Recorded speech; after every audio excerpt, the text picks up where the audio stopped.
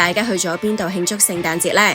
唔少市民同埋遊客都選擇搭觀光巴士，即係近日被瘋狂打卡嘅落日飛車，既可以一邊欣賞聖誕燈飾，又可以一邊欣賞香港嘅美景。但近日就有人喺網上以為己為人，切勿以身試法為題出鋪，只有巴士車長開工期間涉及盜竊。單嘢發生喺12月23號下晝4點55分，警方收到報案，話中環碼頭嘅一個姓吳嘅司機涉嫌偷咗2個乘客110蚊嘅車費。點解會揭發呢件事嘅呢？原來係一次公司內部巡查行動，城巴職員檢查嘅時候，發現車長對2個乘客嘅車資不知所蹤，其中1個乘客50蚊，再加另外3張20蚊紙，一共110蚊，竟然冇擺返喺落個錢箱度。根據城巴嘅資料，個司機喺中環碼頭開工，負責觀光巴士 H2 嘅路線。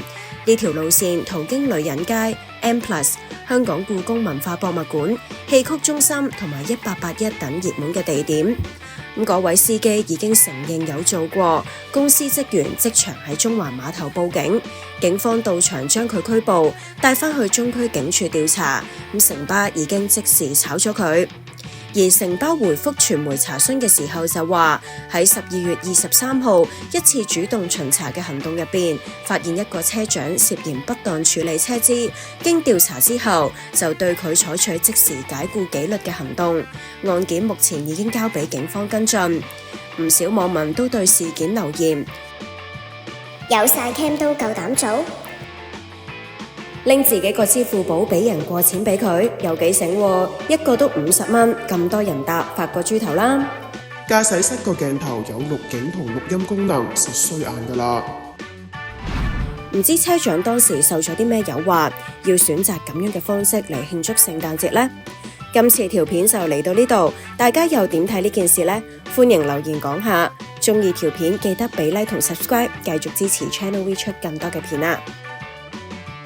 各位 Channel V 觀眾，如果你有遇到奇人奇事，請即 WhatsApp 84898873報俾我哋，用百零字講低咩事，有片有相嘅，不妨 send 多啲俾我哋，等我哋覆你嘅時候更加 easy。Channel V 會員計劃正式啟動 ，Channel V 自開台以嚟承蒙厚愛，多謝大家一路支持。與眾不同嘅經歷造就我哋與眾不同嘅未來，有大家嘅支持，更加係我哋以民為先、堅持報道嘅動力。好多朋友都問點樣可以實質支持，今日話俾你聽 ，Channel V 會員計劃正式啟動，4種唔同嘅計劃任君選擇，亦都可以自由定價支持我哋。詳情可以登入以上連結。Channel V 會繼續為民請命，抱打不平。記得登入連結，多謝各位支持。